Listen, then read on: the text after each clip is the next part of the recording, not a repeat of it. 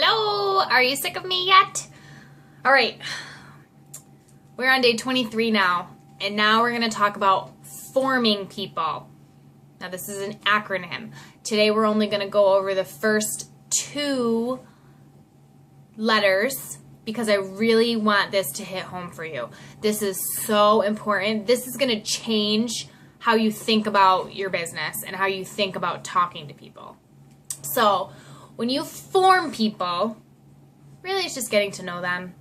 It's 4 letters that you want to focus on, and you want to focus on it in this very specific timeline. So today we're going to discuss F&O, which stands for family and occupation. So when you start talking to people, you see a friend, a person that you recognize their name, you went to middle school with them, and you have moved 5 times since then, and you have not spoken with them in years, 15 years you haven't spoken to them. You were like 12 the last time you saw this person. They pop up on your people you may know on Facebook, so you friend them. They accept your friend request. Then you message them. Then you say, hey John, how have you been? It's been so long. What have you been up to? And they say, oh, I've been good. How have you been? It's always what they say. They'll always be so vague. So you try to remember as best you can about them. And you say, I've been really good. I live in New York now. Seeing how you've been. It's been so long. Do you have any kids? And he'll say, yes, I have 2 kids and I have another one on the way. You say, oh my God, that's so awesome. I'm so happy for you. And you banter back and forth, and he asks you if you have kids, and you say, no, I just have a Boston Terrier. It's a little baby, but I'm getting married in May. How long have you been with your wife? And he says, oh, we've been together for 5 years. You say, oh my God, that's awesome. So you talk about family. You talk about their family, always first. Everybody wants to talk about their family. And then you say, that's really awesome. What does your wife do for a living? Is she going to be able to take time off from work when she has the baby? Are your kids excited about the baby? And you banter back and forth about that. And then he says, well, she can't really take time off from work for very long because she's, her job is high demand, blah, blah, blah. And you say, oh, that really stinks. I know that, when we were younger, your dad owned the pizza shop in town. Did you go in his footsteps? And he says, yes, I did. My wife and I own a pizza shop, but we own it 4 towns over. We're living in this other town now, and we run the pizza shop, and that's why my wife can't take time off from work, because we're the only ones there. That's our life. So then you say, hey, that's really cool. And then he says, what do you do? And you say, well, I'm a nurse, and I also run this fitness business. It's really cool. And then he says, oh, my wife has really been wanting to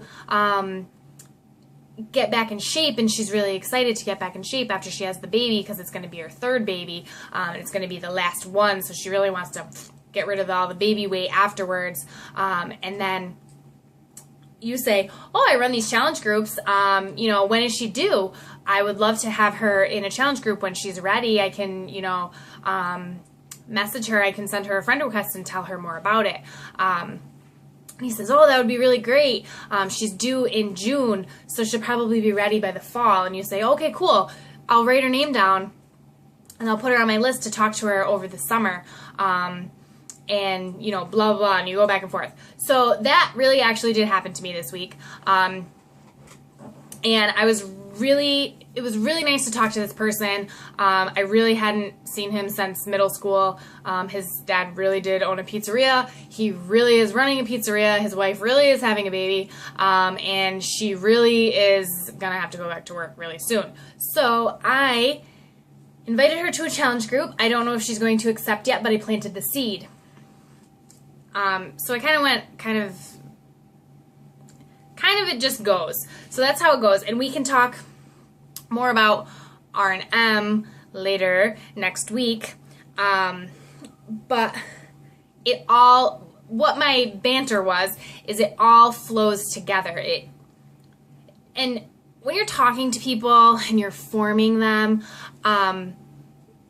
really be engaged in what they have to tell you. Don't listen to read their message thinking, can I ask them to be in my challenge group yet? Is it too early? Just listen to them and get to know them and get to know what's going on with them, what their struggles are. Because then, like, this person that I spoke with, he messaged me later in the week and he said, which really broke my heart. He said, thank you so much for taking the time to chat with me the other day, because we went back and forth all day. You know, when I was at work and I was not busy, we kind of bantered back and forth all day. And he said, thank you so much for taking the time to talk with me on Monday, because it was my birthday and nobody but my family talked to me on my birthday. And it felt really nice that you reached out to me on that day. I had no idea it was the kid's birthday. I had no idea. I did not know it was his birthday. I probably could have checked my little notification on Facebook and that would have told me. I had no idea it was his birthday. I was just doing what I do. I was just reaching out and talking to people. So you never know when chatting with someone and just asking questions about someone and getting to know their lives, what it's going to mean to them, what it's going to do for them, what type of crappy day they might be having. You never know. So you always just have to be genuine and really just get to know people. That's what this business is about.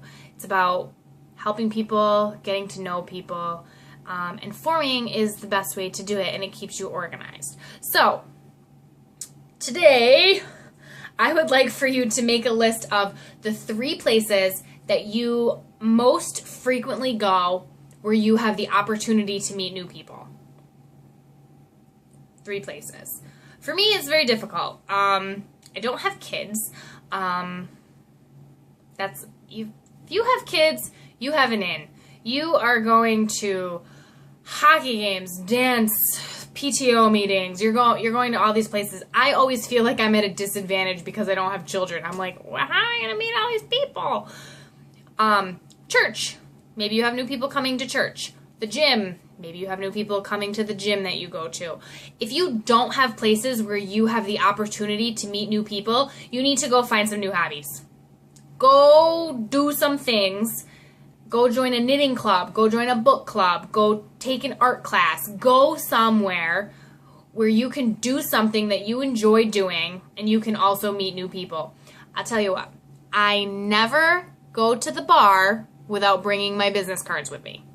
They're always with me. Always have business cards. And when you're out talking to people, people start chatting with you and they say, oh, what do you do for a living? You don't say that you're a home care nurse. You don't say that you're a lab technician, you're a stay-at-home mom, you're a blah, blah, blah. You say that you own a fitness business because that sparks interest. People go, oh, you own your own fitness business? That's cool. How do you do that? And then you can talk to people about it. It's great. And it takes a little bit for you to move into saying like, oh yeah, I'm a CEO of a fitness business, instead of, oh, I'm an infusion nurse, because that's what I am. Sometimes I say both, but go to think of 3 new places that you can go meet new people, or if you already have places where you meet new people, post them below. And that will be your assignment for today. All right, we will talk to you tomorrow, and we will discuss R and M of form. All right, bye.